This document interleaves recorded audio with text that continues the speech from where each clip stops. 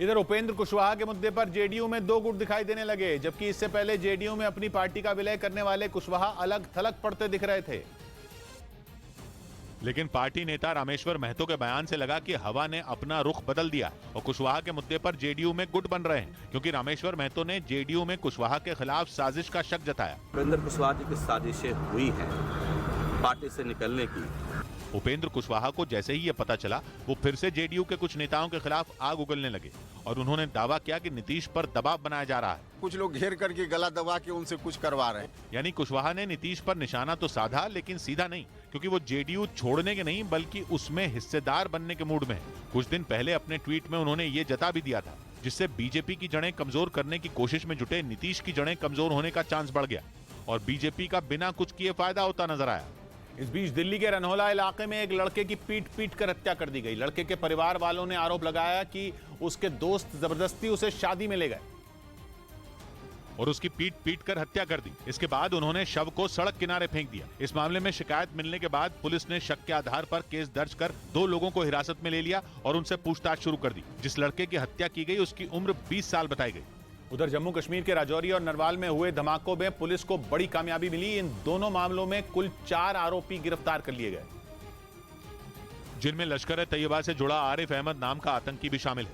Police का दावा है कि वो पाकिस्तान में बैठे अपने चाचा के इशारे पर काम करता था और यही नहीं, वो 21 जनवरी को नरवाल में हुए धमाके के अलावा 2 और बम ब्लास्ट में भी शामिल था।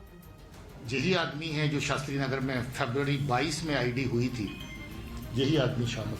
नरवाल के अलावा पुलिस ने 2 जनवरी को राजौरी में हुए आईईडी ब्लास्ट केस में एक टीचर समेत 3 लोगों को गिरफ्तार कर लिया। बताया गया कि तीनों लश्कर-ए-तैयबा के संपर्क में थे। लेकिन नरवाल मामले में जो आतंकी गिरफ्तार किया गया, उसके पास से परफ्यूम बरामद हुआ। ये पहली बार है जब जम्मू कश्मीर में परफ्यूम बम मिला। पुलिस के मुताबिक आरिफ 21 जनवरी को नरवाल में हुए आईईडी ब्लास्ट में भी शामिल था, जिसमें 9 लोग घायल हो गए थे। ब्लास्ट के बाद से ही पुलिस धमाका करने वाले आतंकियों की तलाश में जुटी थी, जिसके बाद अब पुलिस ने आतंकी संगठन लश्कर-ए-तैयबा से जुड़े आरिफ नाम के आतंकी को गिरफ्तार कर लिया। यही नहीं, उसके पास से पुलिस ने एक परफ्यूम बम भी बरामद किया। एक आईईडी भी बरामद की गई है। ये जो आईईडी है आप देख सकते हैं, ये बिल्कुल एक परफ्यूम की बोतल में रखा गया है। वहीं घाटी में पहली बार परफ्यूम बम मिलने से सनसनी फैल गई। जम्मू कश्मीर पुलिस के मुताबिक ये बम बहुत ही खतरनाक है। गलती से आपने परफ्यूम के स्प्रे के माफक उसको दबा दिया, जब खोल दिया तो आईडी फट जाएगी।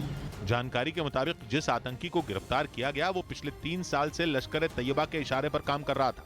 उधर ब्रिटेन में महंगाई का बम ऐसा फटा कि लंदन में लोगों ने वहां पिछले 1 दशक की सबसे बड़ी हड़ताल कर दी और सरकार पर बेहतर वेतन का दबाव बनाने के लिए लाखों लोग लंदन की सड़कों पर उतर आए। कुछ मीडिया रिपोर्ट में दावा किया गया कि लगभग 5 लाख लोगों ने लंदन की हड़ताल में हिस्सा लिया।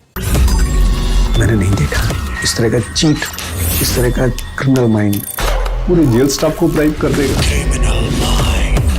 मैं सोच भी नहीं सकता था गवर्नमेंट फंक्शनरी को इम्पर्सनेट करता था, आवाजें बदलता था। टारगेट भी बहुत पावरफुल धनवान लोगों को करता है। ये एक ही चीज से रुक सकता है, अगर आप इसकी जीभ काटें।